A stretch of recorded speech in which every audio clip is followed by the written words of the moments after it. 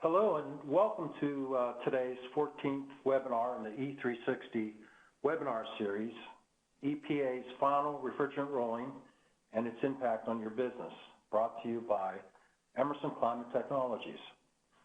I'm Bob Labott and I'm your moderator today, and we have a few announcements before we'd like to begin.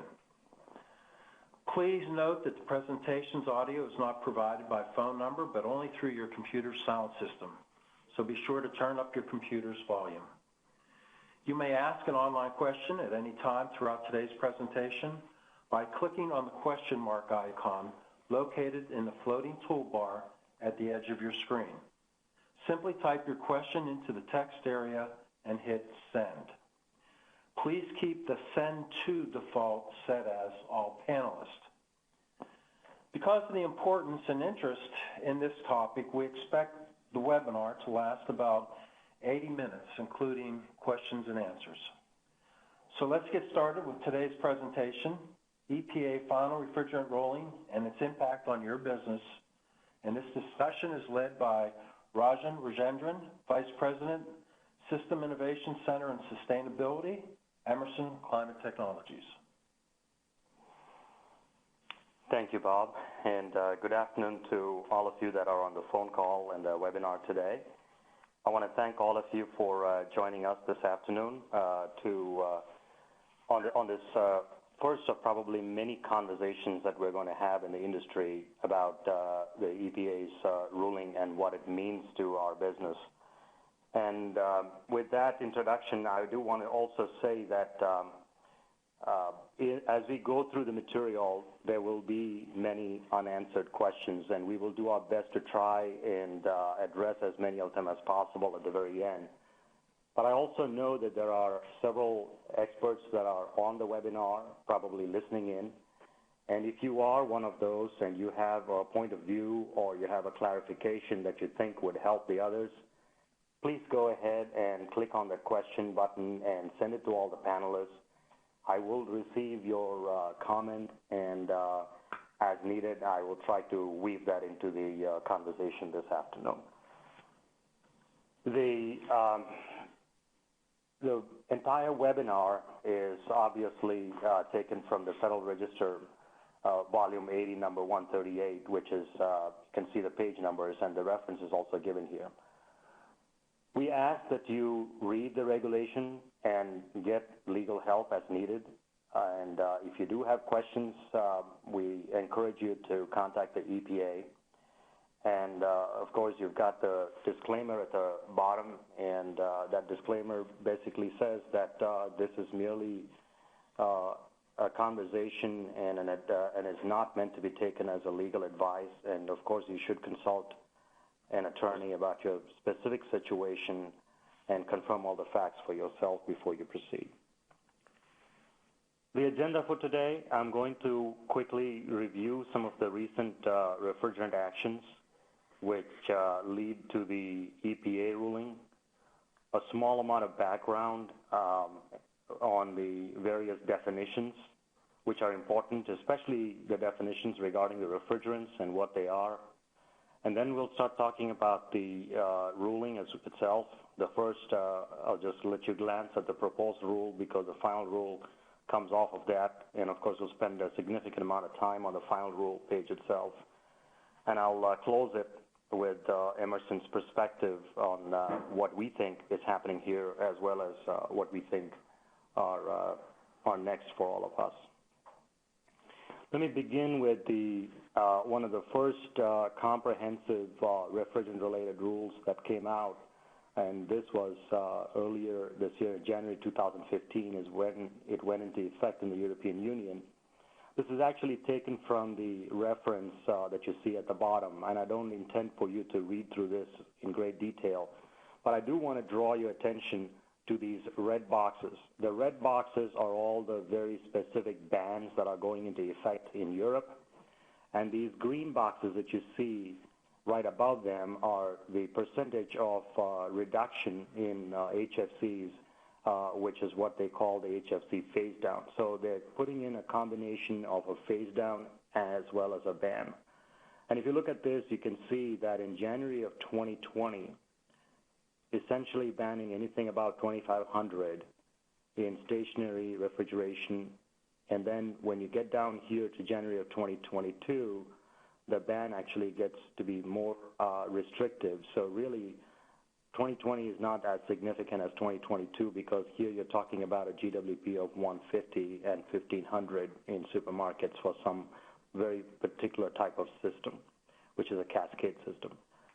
You can see that this is what is going on in Europe, and then globally, there was talk about 5 years ago about an amendment to the Montreal Protocol. The Montreal Protocol, by the way, is what allows us or allowed us to get out of CFCs and HCFCs. And now we're talking about an amendment to the Montreal Protocol that will actually phase down the usage of HFCs. You've seen these kinds of charts in numerous presentations, but I'm showing you here two of the more significant proposals. One is from North America, which includes the United States, and then the other one is from India, which is a developing nation. And both of these are out there, and this last July, when all the different parties met, they weren't able to reach a consensus. But there is hope, and people are thinking that perhaps before the end of this year, something may come out of this. So this phase down, when it does, if it does get accepted and when it gets accepted, will certainly impact our lives here in the United States. In the meantime, what we have is the EPA, the Environmental Protection Agency, and coming out of the Clean Air Act, they have this authority to approve new refrigerants to replace CFCs and HCFCs, and that's called a Significant New Alternatives Policy. As part of this, they have also, from time to time, taken out some of the refrigerants that they'd already approved for very specific reasons. Sometimes it has been toxicity, sometimes because they found that it wasn't suitable for some other reason or the other. But now what is happening is this SNAP authority is being used to delist some of the HFCs that were originally approved to replace the CFCs and HCFCs in refrigeration applications specifically, and that's what we're going to talk about today. Now, the normal procedure is for this ruling to come out as a notice for the public, and then the public has a significant amount of time to review this and comment. And all of this actually happened last year. The comment period ended sometime in October of last year, and since then, the final rule was in the process. And this last July, this July 20th of this year, the final rule was actually published in the Federal Register, which is what we're going to talk about. This is actually a snapshot of, it's actually a chart from our presentation that we had back in August of last year when we talked about the proposed rule. And back then, if you recall, we talked about the refrigerants, we talked about the different applications like supermarket condensing units and standalone equipment, and we didn't spend a whole lot of time talking about vending machines or foam or auto AC because we certainly don't have the expertise to talk about those three topics.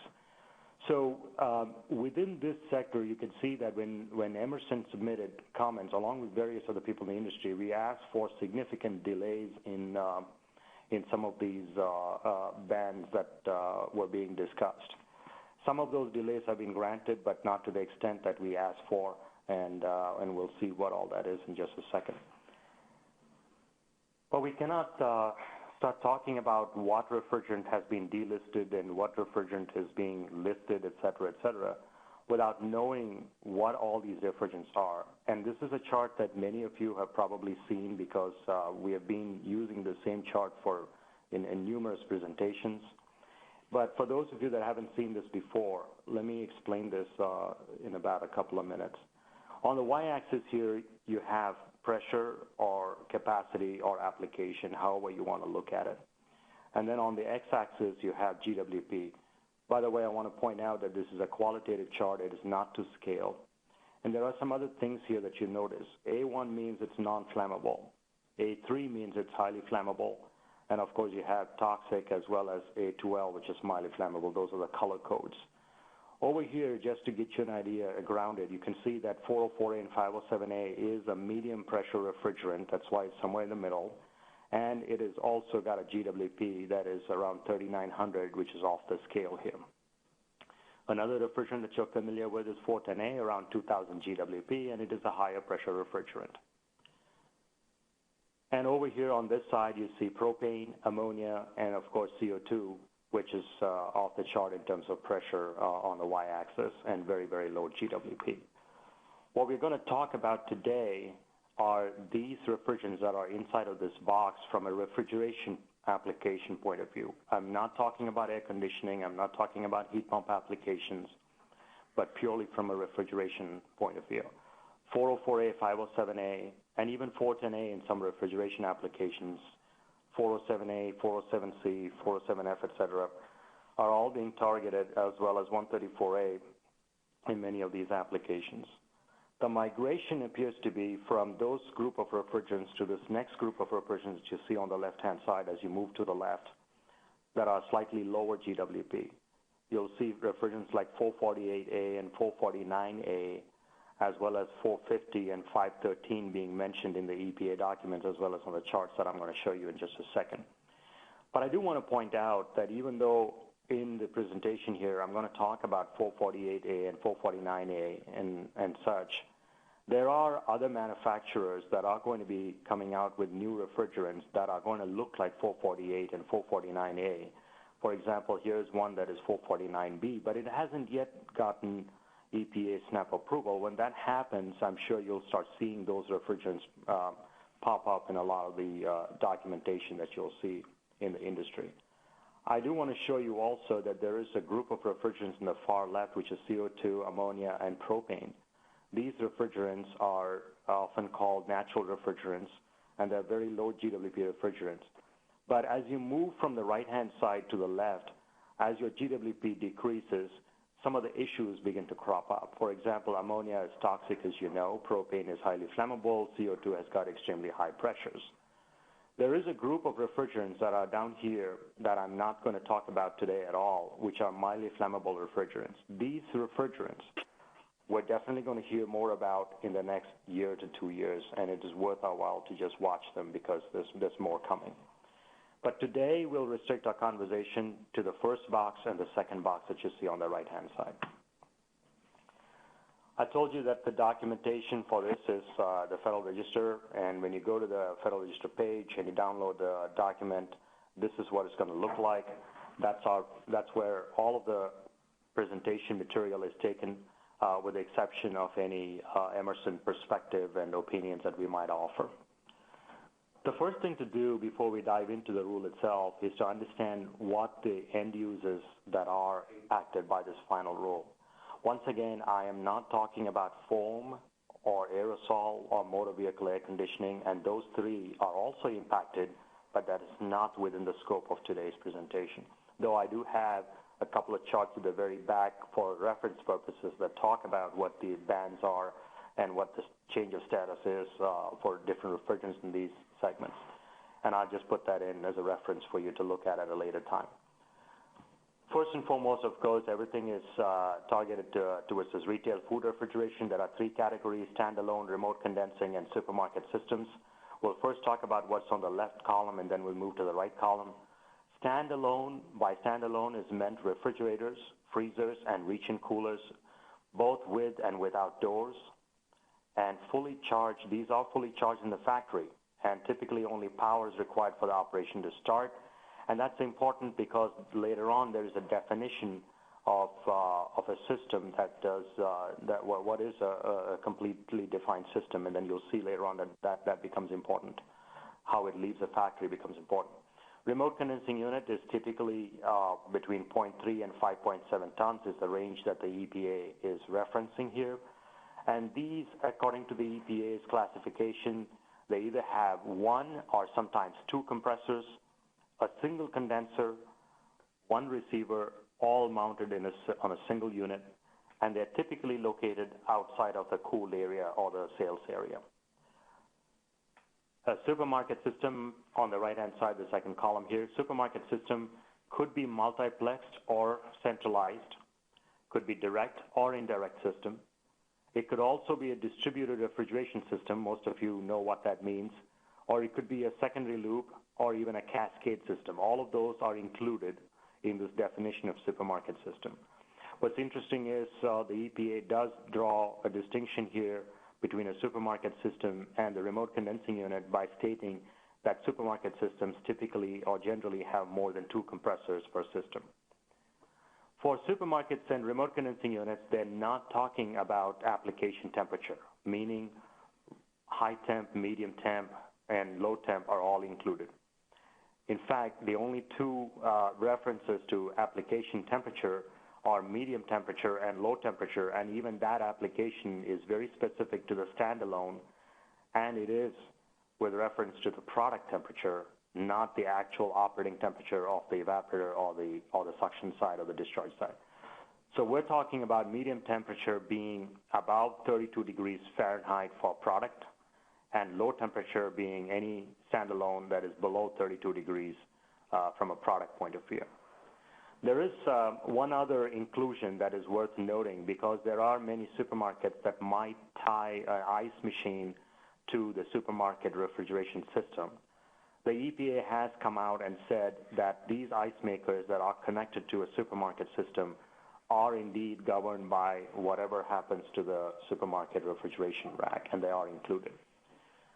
But even within this retail refrigeration, because of the various questions that were asked and in many meetings that the EPA has had with the industry, they have come out and specified what is some things that are not impacted by this rule.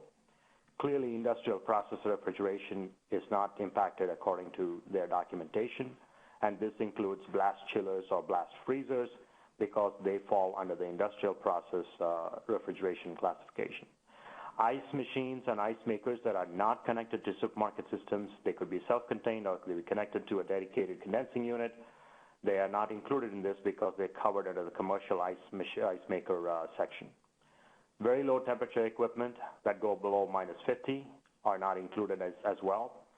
And equipment designed to process cold food and beverage dispensed via nozzle, what we call slushies, or beverage dispensers and soft drink dispensers, those are not included in this final rule. Also not included is service, and what is meant by service is in quotation there. It is actually a direct statement from the EPA's document, the federal rule. It says, existing systems may continue to be serviced and maintained for the useful life of that equipment using the original refrigerant. So you can use the original refrigerant, whether it is 404A or 507A or 134A or whatever. You can continue to use that to service during the useful life of that equipment. So a couple of more definitions, if you'll just bear with me. New, what is meant by new? The definition of new is important because it is the date upon which the refrigeration circuit is complete. The system can function. The system holds a complete and full refrigerant charge, and the system is ready for its intended purpose. That is the definition of new. So when a standalone piece of equipment leaves the factory and it is the entire mechanical and control circuitry is all complete and it is fully charged, and all you have to do is plug it in, then at that point in time, it is defined as something that is new. A supermarket rack, on the other hand, does not get the definition until you actually get it installed and charged and ready to go, because often not all the electronics goes with the rack when it goes out. Not all the refrigerant charge goes out. The low side doesn't go out. Everything gets assembled in the field. That's a different type of system. Supermarkets may undergo an expansion and continue to use existing refrigerant if there is sufficient cooling capacity in the system to support the expansion. And this is considered not changing the original intended purpose of the system. If you add extra cases, if you add extra compressors, or if you're adding extra refrigerant, all of that would be classified as new according to this rule. Another definition that's important is retrofit. Retrofit is a term that is used when you take a refrigerant out of an appliance and then replace it with another refrigerant. This is purely a refrigerant replacement, but the EPA does recognize that often when you replace refrigerants, you might change expansion devices, filter dryers, gaskets, and oils, and therefore that is acceptable according to the regulation. This is the page that I'm probably going to dwell on for the next several minutes.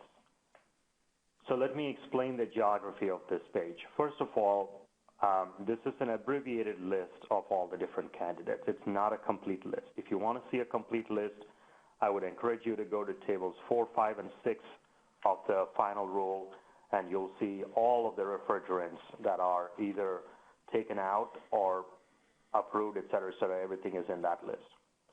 And the likely alternatives that you see there, those are an Emerson perspective, from an Emerson perspective point of view, and of course these alternatives are also either stamp approved or not, and we have indicated that.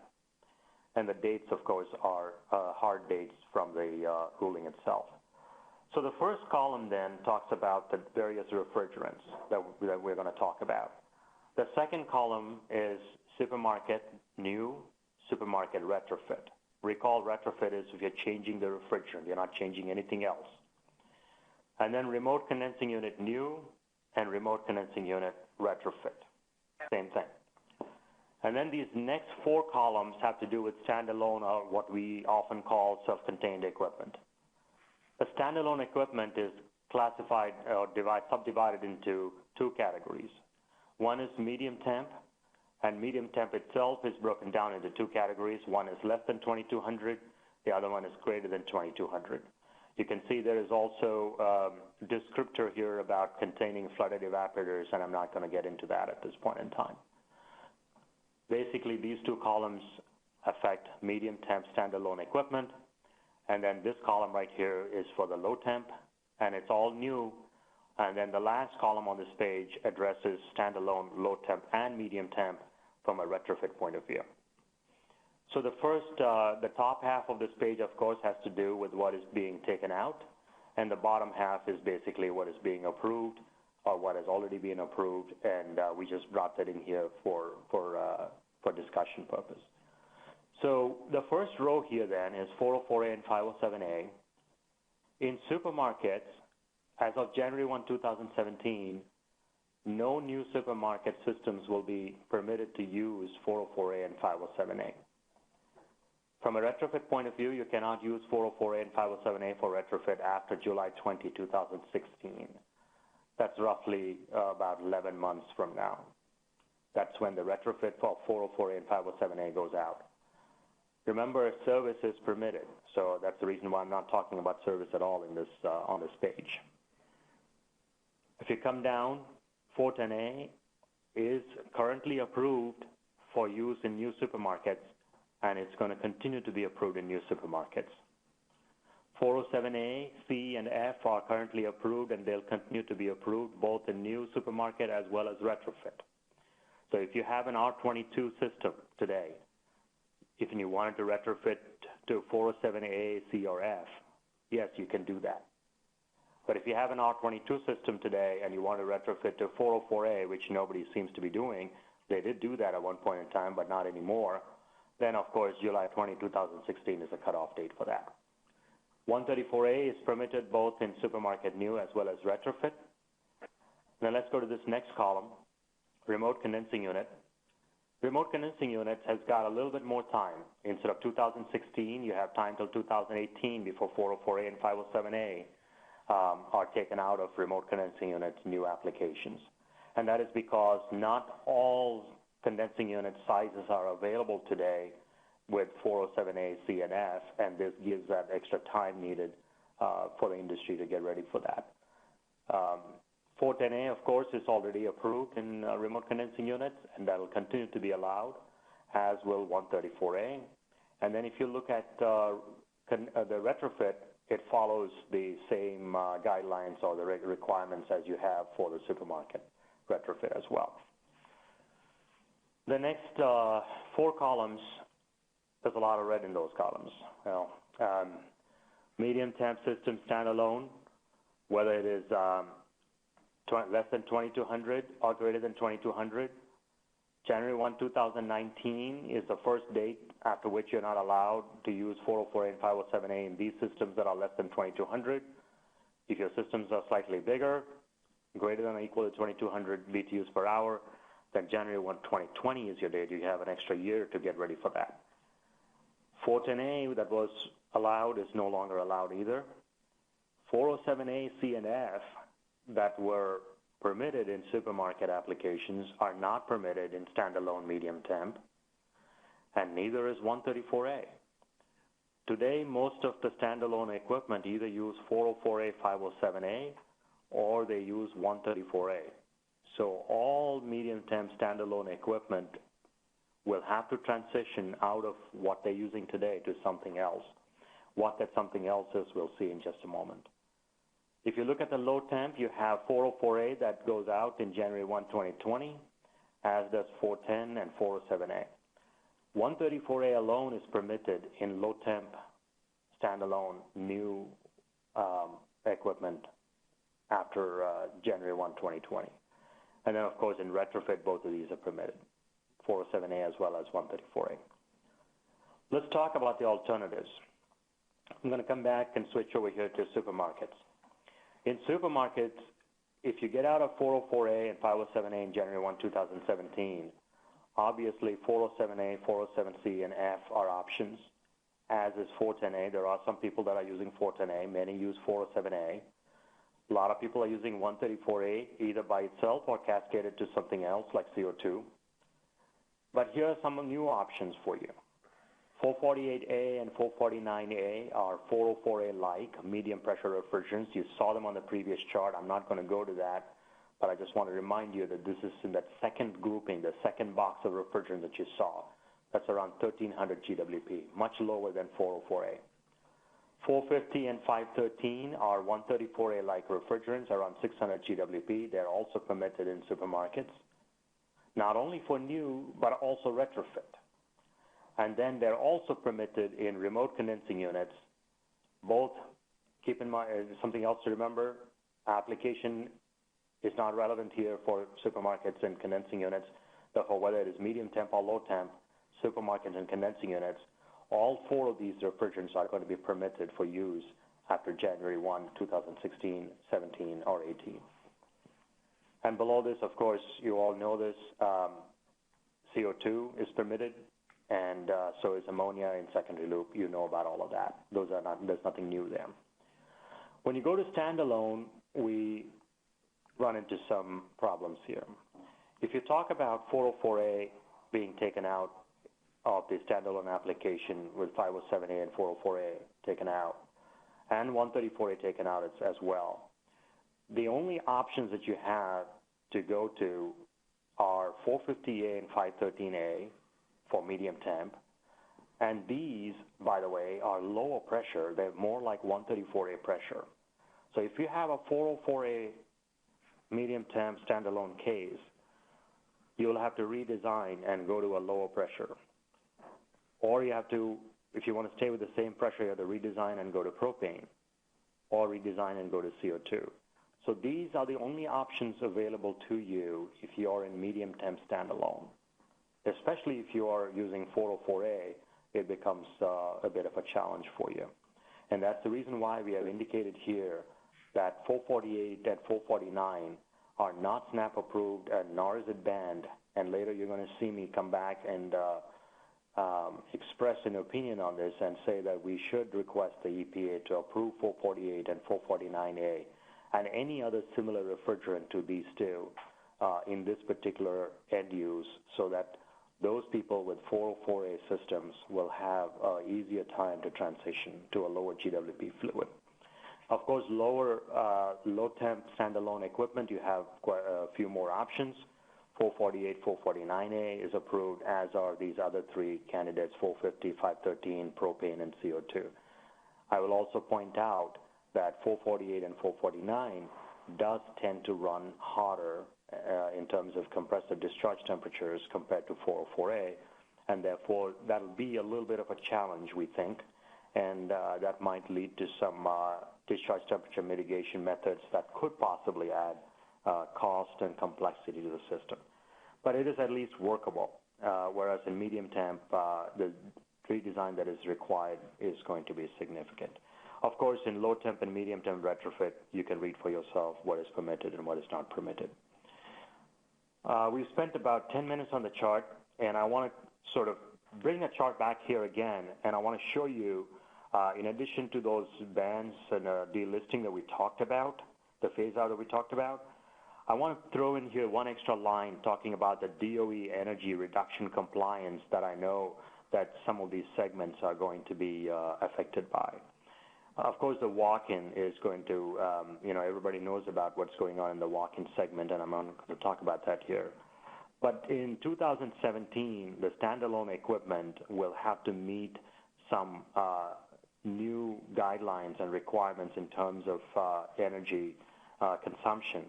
But notice, if you're going to redesign in 2017, if you have a medium temp standalone case and you're going to redesign to meet these new efficiency guidelines in 2017, in 2019, if you're using 404A, you got to get out of 404A. If you're using 134A, you have to get out of 134A.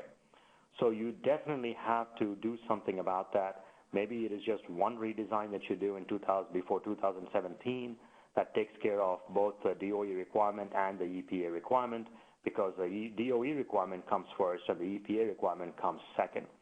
But like I pointed out, your only option is to go to some other refrigerant. You don't, especially if you're using 404A, you don't have another medium temp, or medium pressure refrigerant for you to transition to with certain amount of ease. And of course, the same thing applies in low temp as well.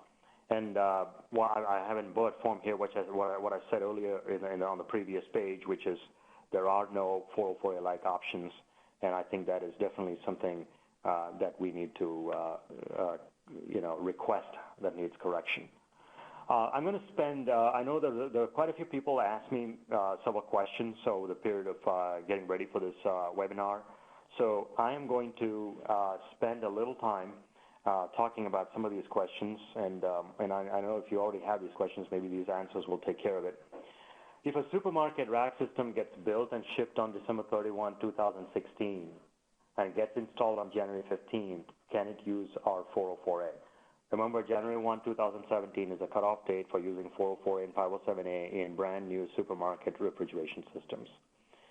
Given that, the answer here is no, because the shipment date is not relevant for determining compliance with the rule for a rack system.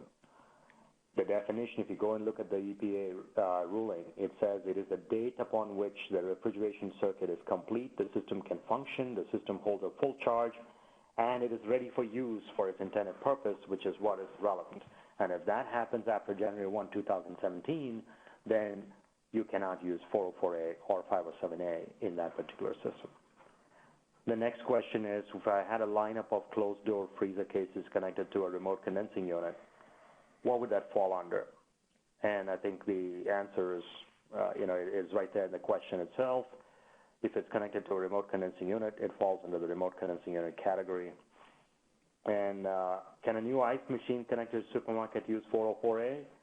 It can if the refrigeration circuit is complete, et cetera, and the system is ready for use before January 1, 2017. If it is after that date, no, the ice machine that is connected to a supermarket cannot use 404A. How about an ice machine that is not connected to a supermarket system, if it is connected to a remote condensing unit, or if it is self-contained for that matter? The answer is yes, it is allowed, because this configuration is not covered by this rule. It is covered by the commercial ice machine and ice maker end-use category, which is not part of this. Can existing equipment be serviced with delisted refrigerants? Yes. Remember, we talked about servicing. Servicing means that existing systems that can continue to be serviced and maintained for the useful life of that equipment using the original refrigerant. So the answer here is yes. What about using reclaimed or recovered 404A? Can I use that in service? Yes, again, only for existing systems. You cannot use that for new systems after January 1, 2017. And I should put that in here. All of this assumes that there is a cutoff date here, that there is a date that is kept in mind when you're asking these questions. If I'm replacing a failed condensing unit, would that be considered a retrofit? Remember, again, a retrofit is when you change a refrigerant. This is not considered a retrofit.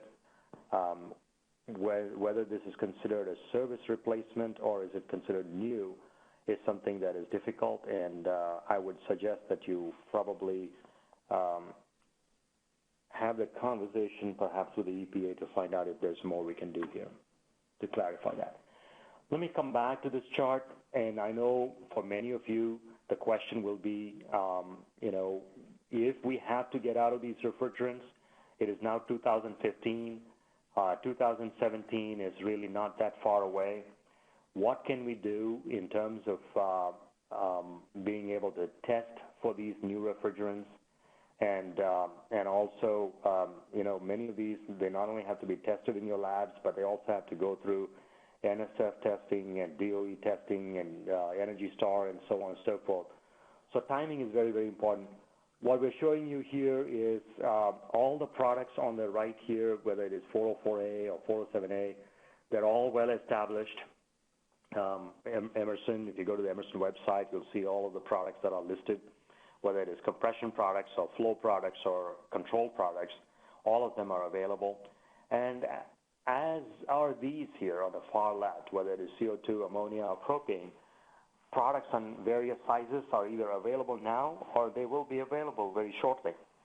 And down here in the middle, which is of interest because of 448, 449, and 450 and 513 being announced as acceptable refrigerants, so many different applications.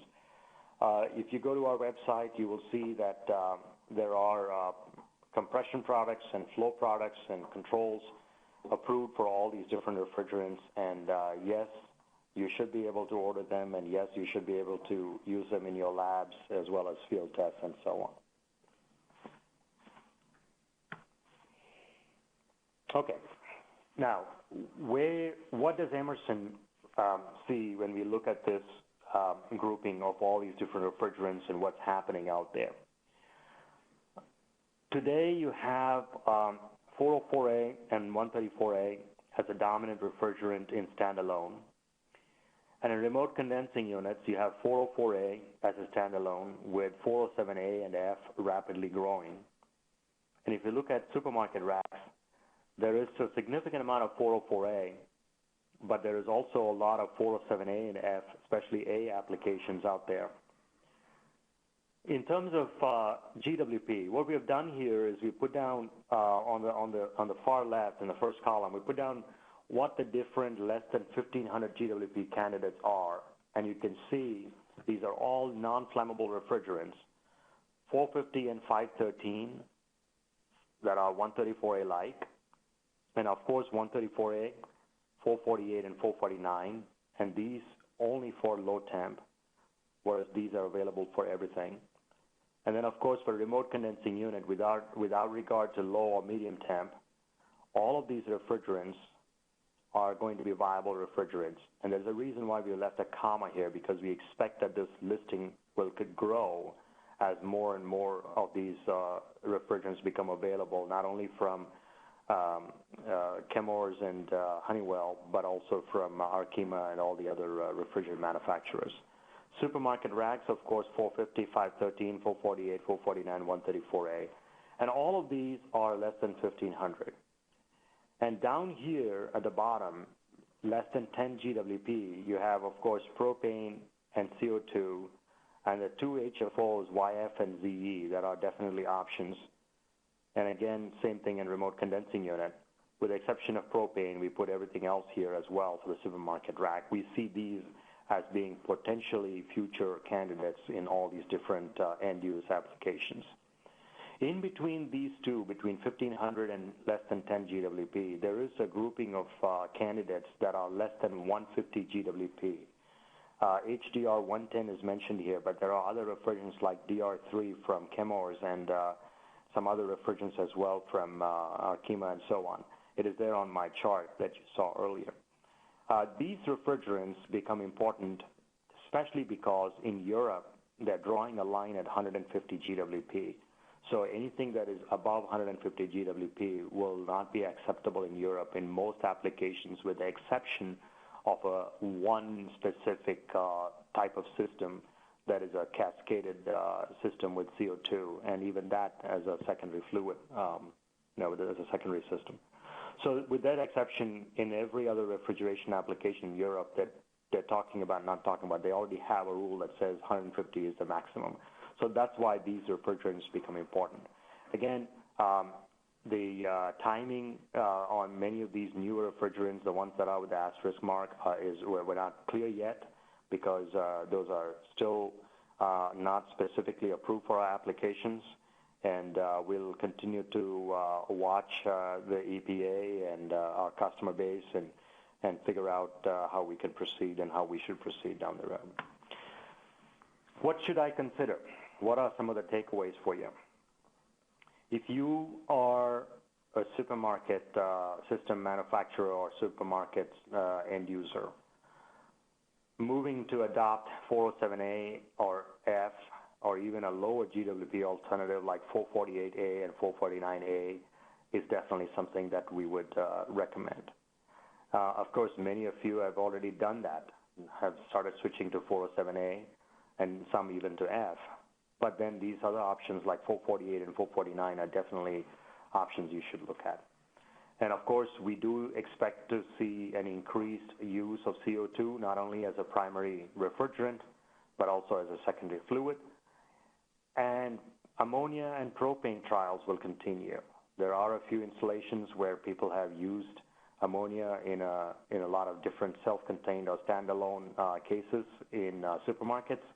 And we think that those kinds of trials will continue for people to gain experience, and we will see what happens with that kind of knowledge that is gathered.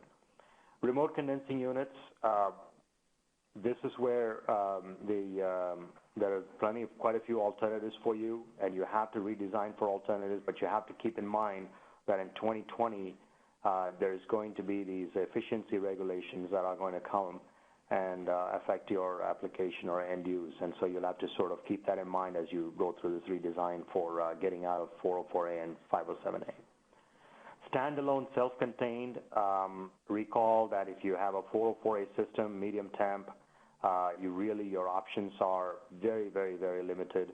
And that is the reason why I'm going out here on a limb and requesting that those of you that are affected by this, I think we need to request the EPA. We need to point this out to them, and we need to request that they snap approve A1 404A-like replacements, whether it is 448 or 449A or even 449B, which I know Arkema has gone out there and started talking about.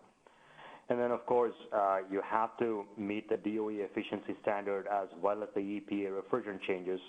And given the timing of these two, you have to look at how you can do this at one shot. You will not have the luxury of doing it twice in 2 years, and it's not going to be easy, and therefore it will be a challenge. So we're asking you to also to watch for new alternatives. There's going to be plenty of other alternatives that are going to get SNAP approved over the course of the next 6 months to a year. And if you do have any question, don't hesitate to contact Emerson or even check on our website as well in terms of all these different approvals, et cetera. I know we as an industry we always ask for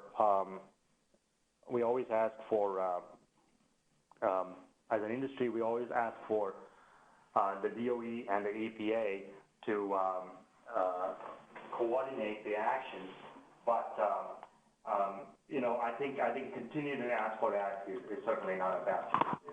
And of course, there are plenty of technology changes that are coming at you, and therefore training and keeping up with these technology changes becomes extremely important.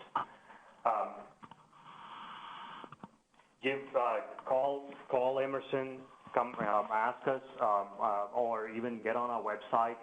And of course, forums like this E360 will certainly help you in terms of being able to answer some of these questions.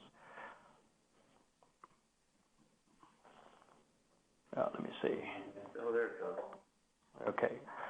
On the next several pages, I've got a few change of status for refrigerants in end users like foam, aerosol, and motor vehicle. These are just listed here for references, and I'm just going to click through them. This table 2 talks specifically about aerosols, and you can see the refrigerants, and you can see what the date is when they're not acceptable. But then there are some subject to use conditions, and important for you to sort of look through this because there are certain very specific applications that are exempted from this unacceptable ruling. So if your product is in there, you definitely ought to pay attention to that and see if you're affected. This is for foam blowing agents, and it's the same thing. There is also some subject to use conditions here as well, so I would encourage you to look at that as well. And more foam blowing agent restrictions. And of course, this is for motor vehicles. And I know I said I was not going to talk about motor vehicles, but I do drive a car, so I guess that makes me an expert. 134A, that after 2021 model year, 134A will be unacceptable, and the alternatives, there are several alternatives, of course, and 1234YF HFO is one of those alternatives. And then, of course, I have vending machines as well down there.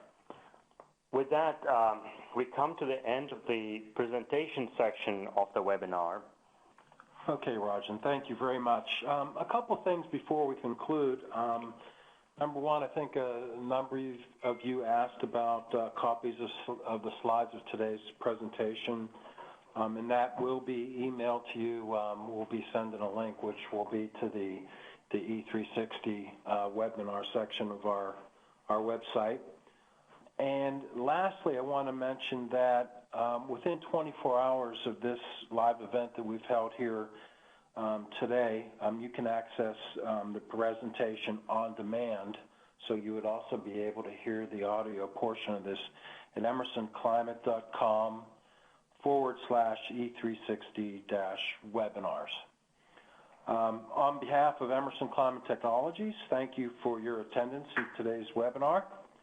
Our next series will be held in October and focus on industrial heat pumps. More details will be available soon, so please check emersonclimate.com, E360. Again, thank you and have a good day.